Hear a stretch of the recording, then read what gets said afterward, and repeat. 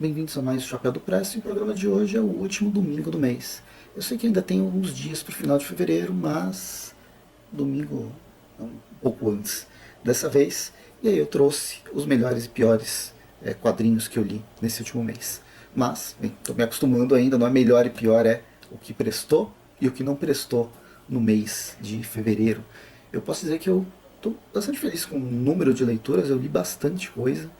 Tem vários vídeos já foram publicados e não teve nada assim que tenha me desagradado tanto. Teve algumas histórias mais fracas, outras que, não sei, às vezes você precisa relevar algumas coisas, principalmente que não é muito mainstream, uh, artistas mais iniciantes e tal, mas nada que tenha me desagradado completamente. Então, bem, eu vou mostrar o que não prestou. Dessa vez foi uma decepçãozinha, e aí eu já começo com ela, que é a Feiticeira Escarlate. O segundo volume tem as edições 6 a 10, inclusive fecha aqui a história pelo. Quem que estava no roteiro? O Steve Orlando. Na verdade teve vários, ó, o Steve Orlando, o Jonathan Hickman, a página 7 só de deuses. E o Juan Ponce. Deus, inclusive, eu já li, só tenho que editar o vídeo, mas foi uma pegada interessante, mas deixa pro vídeo. Ele nem tá aqui. Eu nem separei entre os melhores nem entre os piores. Mas enfim, a Feiticeira Escarlate, ela veio numa proposta interessante, tentar brincar com uma personagem maga que está sempre com problemas psicológicos, de não saber se de namorar com um robô, ter filhos que vêm do próprio pensamento e que vem fazendo bastante sucesso por causa dos filmes da Marvel. E nesse momento a ideia era tentar tirar ela dos Vingadores e dar uma revista e, meu, o que você pode fazer de uma forma mais independente? Aí ela cria uma agência de auxílio para as pessoas desesperadas e cria uma porta. Não lembro se ela cria ou se ela encontra essa porta, mas é uma porta onde pode vir gente de qualquer lugar do universo, mas ela vai atravessar essa porta mágica e chegar na Feiticeira Escarlate num momento de maior desespero dela, de maior necessidade. E aí isso vai proporcionar aventuras nessa pegada. Enfim, ok, podia ser legalzinho e é uma revista que a gente pode chamar de procedural. Cada episódio tem um monstro da semana e ela vai resolvendo as situações, seja lá no Império Kree Skrull, com o Wiccan, né, que é o filho dela, e o Hulkling, que é o namorado do filho, seja com a ajuda do. Qual que é o nome do. É o clone do Magneto. Fugiu o nome dele. Mas enfim. É o clone do Magneto, que tá. O Joseph, que ele reaparece e pede ajuda para Feiticeira Escarlate. O Loki, ela vai ter uma aventura lá com os Asgardianos. E no meio disso tem uma história de fundo se desenvolvendo com uma pedra que pode anular magia e essa pedra pode ser usada como arma. Só que ela, o final, se ficasse sem essa amarra, eu acho que funcionaria melhor do que a amarra que quiseram fazer para justificar o que não era necessário, na verdade, fazer essa justificativa da existência dessa revista. Ela simplesmente podia existir, você curte a Feiticeira Escarlate nas suas aventuras pelo universo. E, bem, enfim, a amarra bem fraquinha, a amarra depõe contra e torna aquilo que já era genérico, mas você aceitava por ser mais desprendido, recai num caldeirão de generalidades que não vale, não vale a pena. Bem, se essa não prestou, as outras prestaram e são revistas bastante diversificadas. Eu vou começar com uma mais mainstream, o Lanterna Verde do Alan Scott, na Aurora DC. A Aurora DC é esse cenário, nesse novo momento, a DC de tempos em tempos, a Marvel também fazia isso, agora a DC ela pegou desses últimos anos, de não necessariamente uma saga, mas é um momento onde as revistas elas proporcionam reinícios para vários personagens e para conseguir novos leitores. Nesse caso, na Aurora DC, 3 personagens da Sociedade da Justiça ganharam a sua oportunidade de ganhar uma minissérie que vai... Bem, tem carta branca, na verdade. Cada autor fez uma coisa diferente. Tem um vídeo, já falei no canal. E eu só parei o Lanterna Verde, o Alan Scott, que eu achei o mais interessante. São 6 edições que foram publicadas em 2023, acredito eu. 2023 ou 2024, a Panini fez o favor de mudar o design e tirar as edições originais, mas que vai acompanhar o Lanterna Verde, né, o Alan Scott, nos anos 40. E aqui sobre as relações que ele tem como herói, descobrindo os poderes, né, os limites da Lanterna Verde, possíveis vilões, inimigos e principalmente o desenvolvimento pessoal do personagem, que de uns tempos para cá, nos últimos... Acho que foi já nos 952 que o Alan Scott ele se revelou que ele era gay e tal, tinha um namorado, ou ele vivia com esse conflito, embora tenha tido 2 filhos, tenha tido um casamento a princípio sem problemas. Bem, o personagem ele revela que ele é gay, e aí tem todo um background de construção em aberto, histórias do Alan Scott, bem, o que aconteceu, como que era esse momento nos anos 40, nos anos 50, onde a homossexualidade, ela,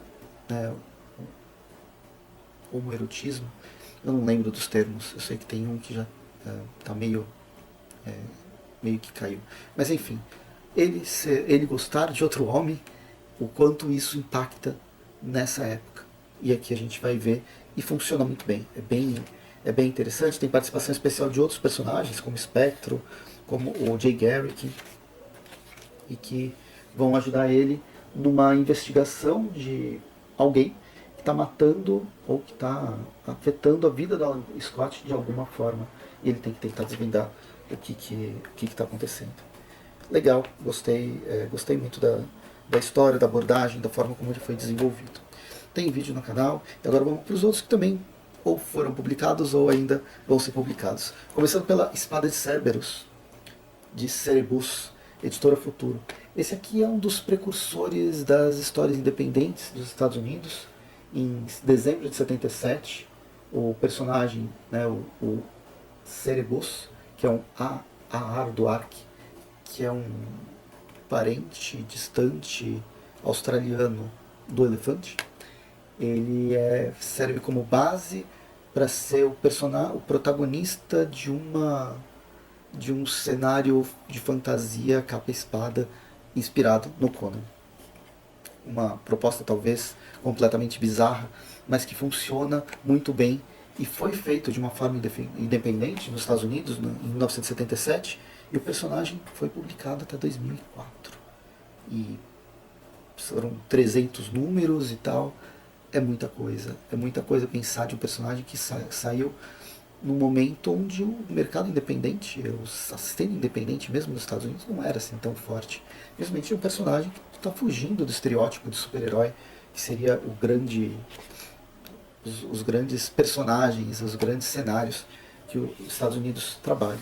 Bem, nessas 4 histórias a gente vai acompanhar o Cerebus em várias aventuras, são aventuras continuadas e funcionam muito bem, referências a várias coisas do universo do Conan, e não só de outros universos de fantasia também, como o próprio, como é que chama? O Elric de Melimonet. Ele também faz uma participação especial aqui. A primeira é só a primeira edição da Editora Futuro. Ele tem uma versão mais simples e que tem chance de ter continuidade. Nesse ano de 2025 deve sair o 2º volume. Não sei se o 2º, o 3º, não sei como está a programação da Futuro, mas vale a pena ir atrás, é bem divertido. E também tem são 300 números, mas se ficar só nessas 4, não vai ficar só nessas 4, mas se ficar só nessas 4, dá para ler, se divertir, né? Eu não falei o autor, é o Dave Sim, e que é bem interessante, principalmente até quem gosta do Conan. Vamos continuar para Armen. Emmanuel Lepage faz essa história sobre um dos faróis mais inacessíveis do mundo, que fica lá no Canal da Mancha, na França, entre a França e a Inglaterra. E a história de como ele foi construído e de como ele foi abandonado ou passou por um outro momento de vida quando os equipamentos foram automatizados. É uma história que vai se passar pela perspectiva de vários personagens, seja o último faroleiro, seja o primeiro faroleiro desse equipamento náutico, e que é bem interessante, é bem emocionante, com questões dramáticas e inclusive questões de luto, em desenhos simplesmente sensacionais. Olha só essa parte. Bem, em breve o vídeo vai ser publicado no canal, mas foi uma das melhores leituras desse mês. Armen, Inferno dos Infernos. E só para finalizar, tem 2 quadrinhos nacionais que são... eles não são continuação, mas eles são uma mesma coleção em conjunto. E são formas de você trabalhar o quadrinho de um formato diferente. Aqui são livros de receita, feito pelo Digo Freitas. O Digo Freitas é um quadrinista que já tem 15 anos de carreira.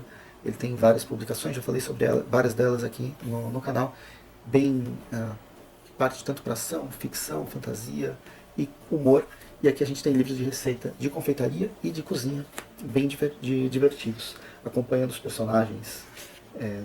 Um dos personagens, que é a antropomorfização dele na versão cachorro, discutindo com outros colegas e tal.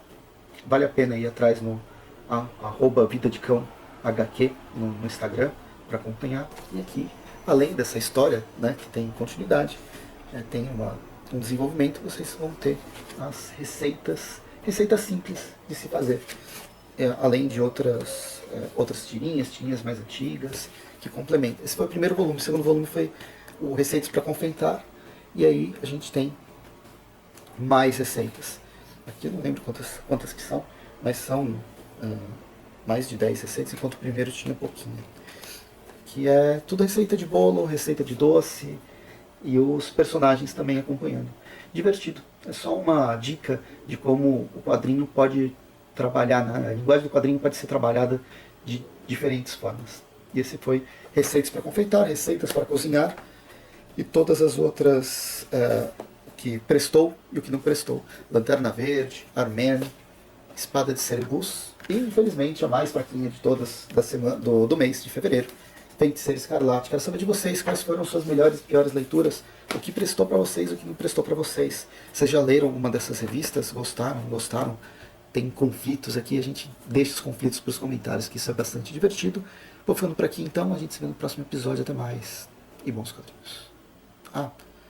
Tem a @, onde eu falo sobre filmes e séries, e tem também o link da Amazon, que me permite trazer coisas novas e coisas diferentes como essas que eu apresentei aqui. É isso então, até mais e bons quadrinhos.